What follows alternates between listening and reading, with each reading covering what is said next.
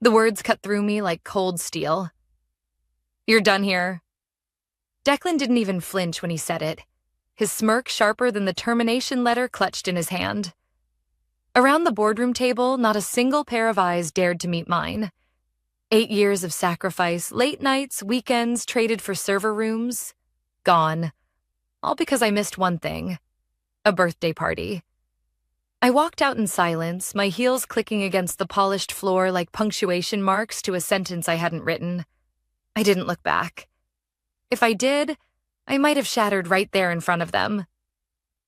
But inside, one thought carved itself into me like fire against ice. This wasn't an ending. It was ignition. Hours earlier, the choice seemed so small, almost laughable. A harmless email had slid into my inbox. Mandatory attendance. Declan's birthday gala. Mandatory. For a party. I stared at it for too long, the glow of the screen reflecting off my half-empty coffee cup. Declan Ainsworth, the CEO's nephew.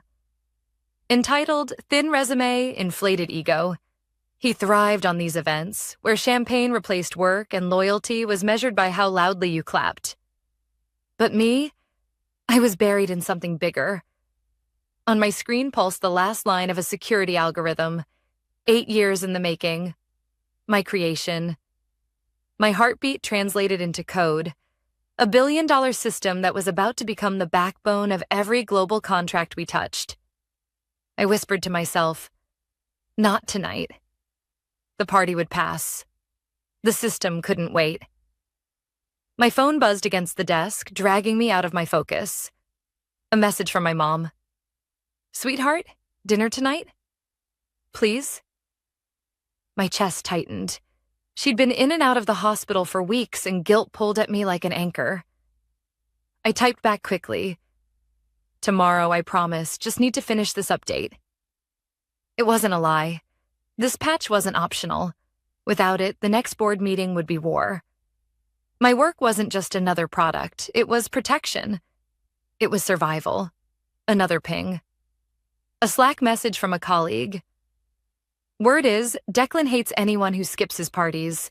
He calls it a loyalty test. A loyalty test? My lips curled into a bitter smile. I was loyal to the work, not his ego. But before I could reply, another message flashed. "Careful, Laura." I glanced at the clock. 9:45 p.m., I turned back to my code. If this was truly a test, I'd already chosen my side. The next morning, I stepped into a room colder than winter. Declan stood at the head of the table, his navy suit pressed, his expression dripping with triumph. His uncle, the CEO, sat with arms folded, stone-faced. "Laura," Declan said, drawing out my name like it tasted bitter. "Thanks for joining us on such short notice." I gripped the back of a chair, waiting for context. My stomach twisted, but I kept my face still. "As of this morning," he said, voice smooth as glass, "your employment is terminated, effective immediately." For a second, the words didn't land. Terminated? My mind scrambled. Budget cuts? Restructuring? But no. His smirk told the truth. "You've shown a lack of commitment," he continued. "Skipping last night's event? Not a good look for someone in your position. We need team players who respect our culture. My throat burned. I was the culture. For 8 years, I built the architecture that protected this empire. While others played politics, I played firewall, patching vulnerabilities they never even noticed. And now I was disposable, erased by a man whose biggest achievement was blowing out candles on a cake. I wanted to scream, to call out the absurdity, to fight. But outbursts don't win wars. Silence does. So I smiled faintly, even as the floor tilted beneath me. But Declan wasn't finished. He leaned across the table, his eyes glittering with cruelty. "Don't ever think you're more important than my family." It wasn't a warning. It was a declaration. My work, my sacrifices, my mother's mounting hospital bills. None of it mattered. Not compared to his bloodline, I gathered my things, the scrape of the chair loud in the suffocating silence. Declan watched me the whole way, his smirk never faltering. And as the door shut behind me, one thought detonated inside me like thunder. You just made the cost of loyalty unbearable, Declan. And you're about to pay every cent. On my desk, an envelope waited like an execution order. Cream-colored, embossed with the company's logo, my name typed in bold. Beside it, my monitor glared white with a single line of text. Your access has been revoked. 8 years. Erased with one sentence. The office hummed with false normalcy.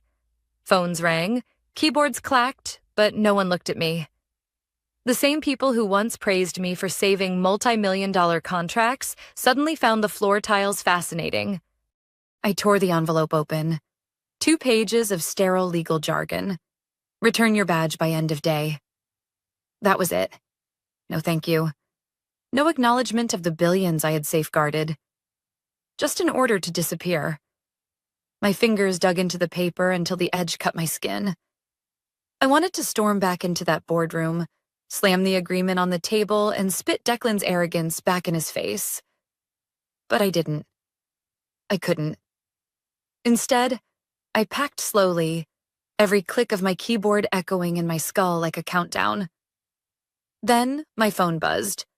A text from an unknown number. 5 words that stopped my breath. Leave the building. Cafe 27. And then a name. Jonas Hale. The man who'd vanished a year ago. The former CFO. The strategist who once knew every secret this company buried. If Jonas was reaching out now, it meant only one thing. My story wasn't over. It was just beginning.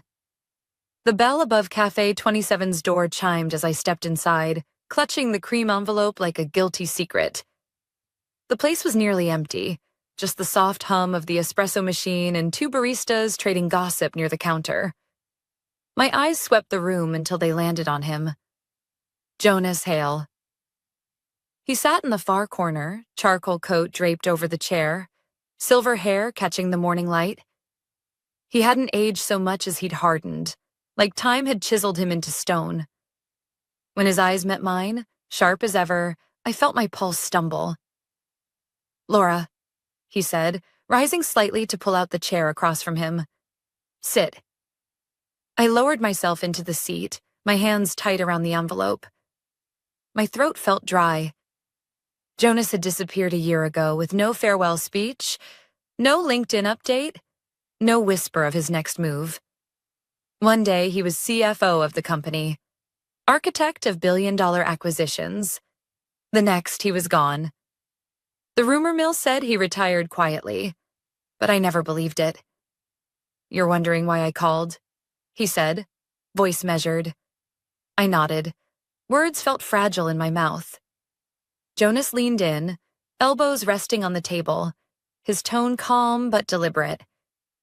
Before I walked out of that building, I set something in motion. For you? For me? The words slipped out before I could stop them. He smiled faintly, like a man savoring a secret.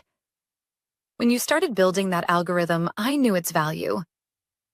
And I knew people like Declan wouldn't protect you if politics got ugly. So I built you a safety net. I frowned, sifting through old memories. Late nights when Jonas shoved compliance stacks across my desk, insisting I read the fine print. I'd skimmed, trusting him. What kind of net? I asked cautiously. A trust, Jonas said. It holds an LLC, Callaway Systems. 6 months ago, you signed the papers without realizing, buried in those compliance documents. If you ever left voluntarily, nothing would change. But if you were removed without cause, like you were yesterday, the LLC assumes ownership of your work. Every patent, every line of code. The words hit harder than Declan's smirk. My throat went dry. You're saying... Jonas reached into his coat and pulled out a small silver USB drive. He slid it across the table. The metal caught the sunlight, gleaming like a loaded weapon. Everything is on here. Your system, your patents, The licensing keys. As of this morning, the company has no enforceable claim. Legally, it belongs to you. My fingers closed around the drive. Its weight was electric in my palm. They fired you thinking they'd humiliate you, Jonas said quietly. Instead, they handed you the match that's about to set their house on fire. I sat back, heart pounding. I wanted to believe him, but my mind raced with questions. Could this really hold up? Contracts, patents, trusts. This wasn't the stuff I'd ever paid attention to. I built systems, not legal loopholes. They'll fight this, I whispered. Declan won't just roll over. Of course not, Jonas said. But they can't win. The patent is already approved, tied to the LLC. Their flagship product is locked without renewal keys. You hold those keys now. They'll try paperwork, threats, maybe even smear campaigns. None of it matters. They're trapped. I exhaled shakily, pressing the USB into my palm like an anchor. For the first time since that boardroom ambush, something other than despair flickered inside me. Not rage, not fear, something sharper. Hope. What do I do? I asked. Jonas leaned back, studying me. You decide how much you want them to bleed. Sell the rights to a competitor, negotiate from a position of power, or shut them down completely. The choice is yours. I stared at him, the enormity settling in. For years, I'd been the firewall that protected their empire. Now, I was the storm that could dismantle it. But another thought pressed harder against my chest. My mother. Her hospital bills had nearly drained me. Without my job's insurance, every treatment would push us deeper into debt. Declan thought firing me would corner me, force me to beg. Instead, he'd just handed me leverage worth hundreds of millions. I slipped the USB into my bag and forced my breathing steady. What's the first move? Jonas's lips curved into a knowing smile. Patience. Let them realize what they've done. By the end of today, the system will lock. Every executive, every VP, every stakeholder will see the alerts. Then we'll move. I glanced down at my hands. They weren't shaking anymore. The fear was still there, coiled tight, but now it had purpose. Jonas stood, slipping his coat over his shoulders. Stay invisible for now. Don't answer their calls. Don't react. Rage is a weapon, Laura, but only if you know when to draw it. He left me with those words, the bell above the cafe door chiming softly as he disappeared into the street. I sat there for a long time, staring at the empty chair across from me, the envelope still on the table, the USB heavy in my bag. Outside, the city roared with its usual noise, oblivious to the chaos that was about to erupt 13 floors above my old office. For the first time in 8 years, I wasn't defending someone else's empire. I was holding the fuse to blow it apart. And when the first alert hit their inboxes, they'd realize I wasn't gone. I was the reckoning they never saw coming. By the time I got home that afternoon, the storm had already started. My phone buzzed nonstop on the counter, vibrating across the surface like it was alive. Emails, missed calls, Slack notifications, all from people who hadn't dared look at me in the office that morning. I didn't touch it. I sat with a glass of water, staring at the USB drive on the table, the silver casing glinting under the kitchen light. At 2:11 p.m., the first subject line made me laugh out loud, a sound sharp and bitter in my quiet apartment. System alert. Deployment license expired. Please contact Callaway Systems for renewal. Not just my inbox. Every executive, every VIP, every department head who thought today was business as usual. Their entire global network had frozen in place. Updates suspended, patches locked, expansion projects stalled.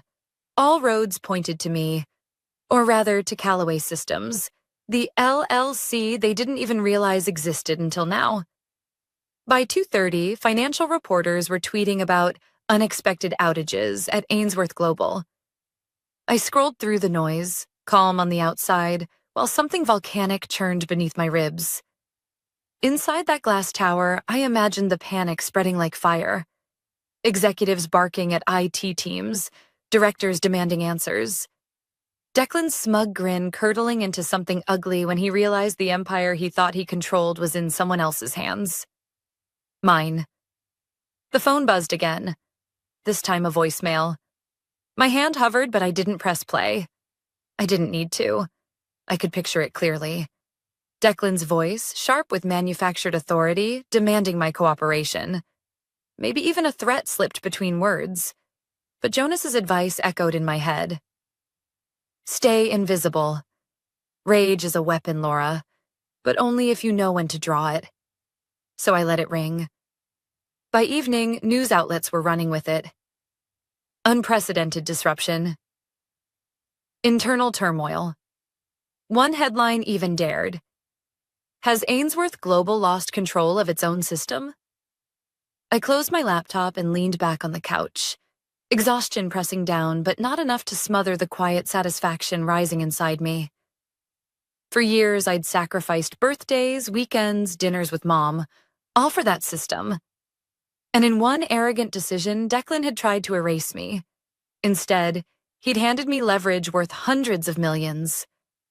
The next morning, I imagined the boardroom looked nothing like the polished sanctuary I'd sat in 2 days earlier. Reports said the CEO had cut his vacation short. Declan sat beside him, pale beneath his perfect tan, sleeves rolled up like a man on the edge. I could almost hear the IT chief stammering as he projected error screens across the wall. Every node requires a renewal key from Callaway Systems. Without it, we can't push updates, can't patch vulnerabilities, can't guarantee compliance. Then silence. Heavy, suffocating. Until Declan exploded. She can't do this. She signed a standard work for hire agreement. Except I hadn't. Jonas had made sure of that. The general counsel's voice would have been cool, detached. Actually, she didn't. Laura negotiated an IP carve-out clause tied to performance benchmarks. She met them all. The patents filed under Callaway Systems are enforceable. Legally, we have no claim I pictured the CEO's face draining of color, then flushing crimson. We funded her salary. We paid for the infrastructure. That system belongs to us. Not according to the contracts, the lawyer would reply. And right about then, someone in that room would have realized the truth. They hadn't just fired me. They had freed me. At 11:04 a.m., my phone buzzed with a new email. Subject line, strategic opportunity. It was from a competitor. Helix Dynamics. Short, polite, but urgent. We'd like to discuss licensing options for the Callaway Systems algorithm. Mid-9 figures, hundreds of millions. I stared at the screen, my chest tightening.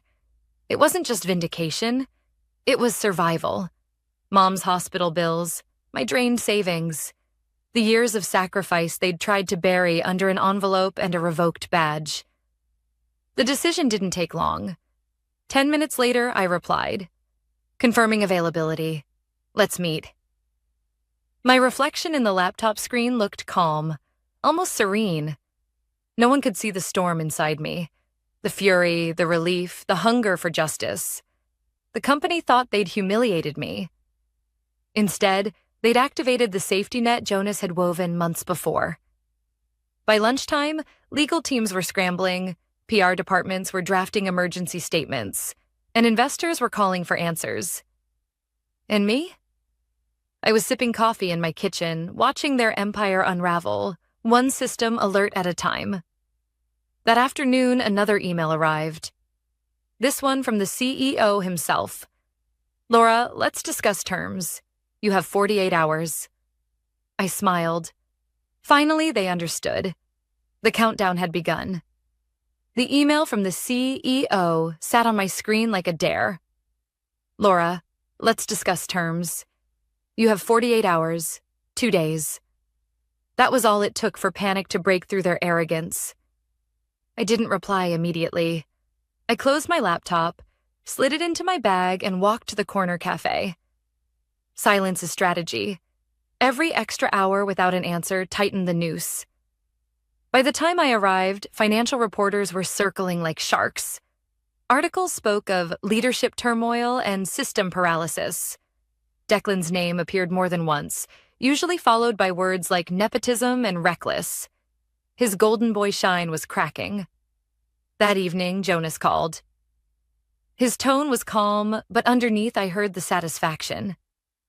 They'll push hard tomorrow. Don't bend. They'll think filing emergency patents or contracts can save them. It won't. He was right. The next morning, my phone lit up with forwarded messages from contacts still inside. The boardroom had turned into a pressure cooker.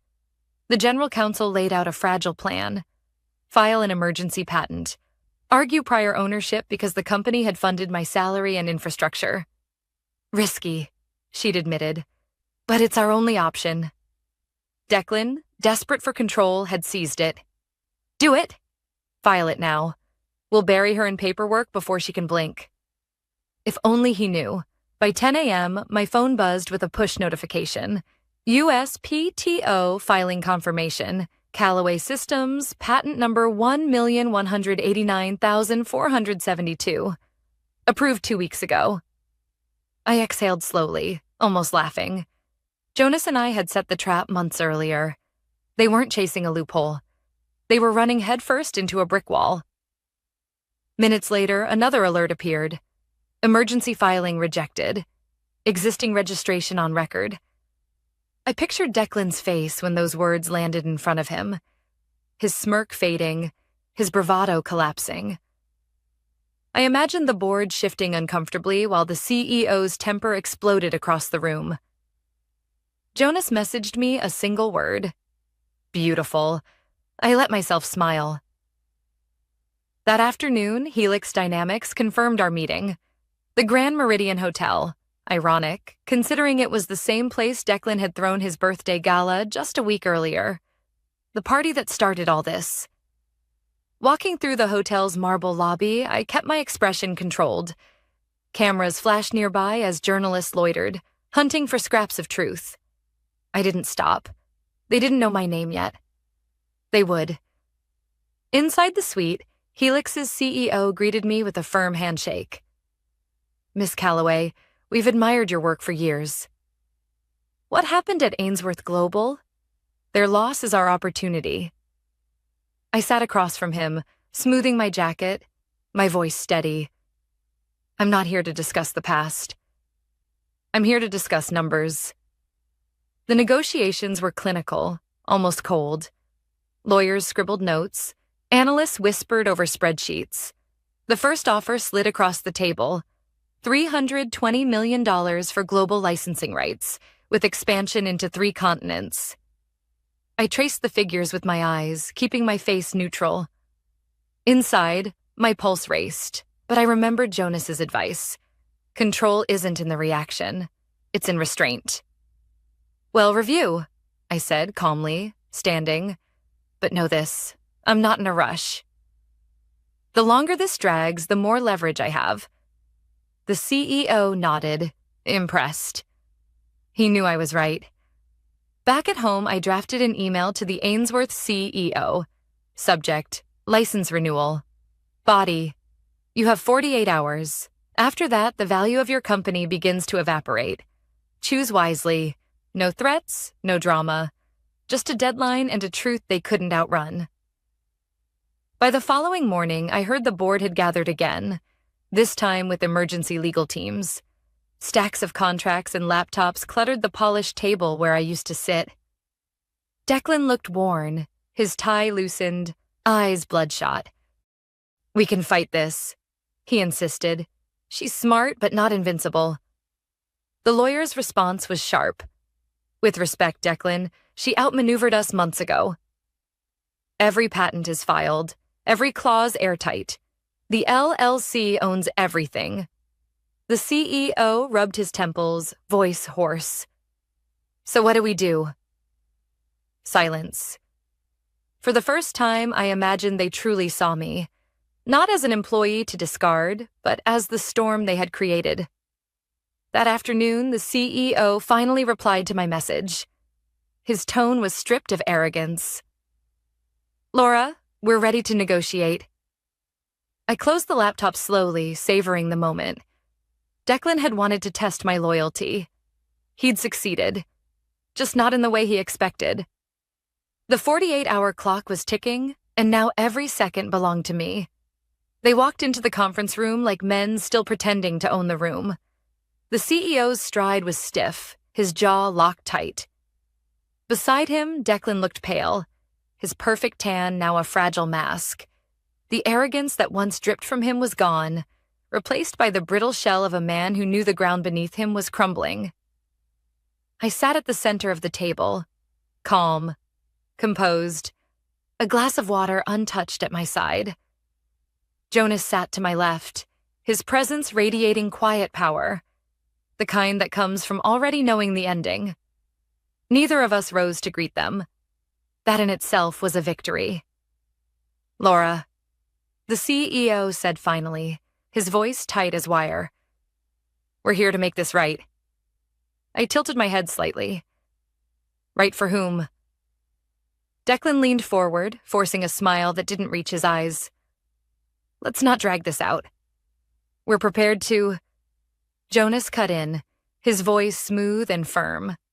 Sit down. It wasn't a suggestion. They obeyed. Jonas reached into his briefcase and pulled out a thick document. He dropped it on the polished table with a sound that cracked like a gunshot. The CEO flinched. Declan's eyes darted to the bold header. Irrevocable trust agreement. This, Jonas began, his tone like cold steel, was executed under Delaware law 6 months ago. It holds one asset, Callaway Systems, and that LLC now owns every patent, every line of code, every licensing key Laura created. That's impossible, the CEO snapped. It's binding, Jonas replied, unflinching. You signed the original carve-out clauses yourself. I advised you to protect her. Instead, you let nepotism dictate your decisions. This, he tapped the document with a single finger, is the price of arrogance. For the first time, Declan's composure cracked. She was an employee. She can, I said quietly, folding my hands on the table. And she did. The CEO slumped back, eyes glassy as the math hit him. Hundreds of millions evaporated. Contracts stalled. Investors circling like vultures. I leaned forward, my voice steady. You didn't just fire me. You freed me, and now your empire runs on something you don't control. The room went silent, thick as smoke. Declan's mouth opened, but no words came. The CEO rubbed his temples, defeated. Jonas sat back, calm as ever, because he knew what I knew. The fight was already over. 2 days later, I walked into the Grand Meridian's largest conference hall. Chandeliers glittered overhead, cameras flashed, and reporters craned for a glimpse of the story they'd been chasing all week. At the long table draped in navy silk, a plaque bore my name in crisp black letters. Chief Innovation Officer, Callaway Systems. I paused for a heartbeat, letting the weight of those words settle. Then I walked forward, every click of my heels echoing like punctuation marks in a sentence 8 years in the making. Across the hall, lenses swung toward me, shutters firing in rapid bursts. A week ago, I was slipping out of my office with nothing but an envelope in hand. Today, I was the headline. I smoothed the fabric of my jacket and looked straight into the cameras. My reflection glimmered in the dark glass of their lenses. Calm, poised, unshakable. The Helix Dynamics CEO stepped to the podium. His voice carried across the room. We are proud to announce a historic licensing agreement with Callaway Systems. Valuation, $940 million. Applause erupted. The room flashed with light. I remembered Declan's words in that boardroom, smug and venomous. Don't ever think you're more important than my family. I let the memory linger, then smiled. Slow, deliberate. Into the microphone, I spoke softly. You were right, Declan. Family is everything. Yours just lost it all to me." The crowd roared. Somewhere in the back, a journalist's voice cut through the noise. "Ms. Calloway, how does it feel to hold the future of an entire industry in your hands?" I looked straight into the nearest lens. Every sacrifice, every late night, every moment with my mother I'd traded flashing through my mind. "It feels," I said, voice steady, "like the beginning." The cameras exploded with light.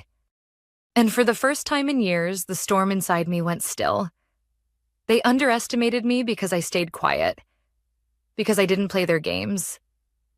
What they didn't understand is that silence isn't weakness. It's strategy. If there's one thing I want you to take from my story, it's this. Your worth is never defined by the people who fail to see it. You are not disposable. You are not replaceable. And when someone tries to erase you, that's your cue to pick up the pen and write the next chapter yourself. So if you've ever been doubted, pushed aside, or made to feel invisible, let this be your reminder. Power isn't gone. It's waiting. And when the time comes, use it with precision.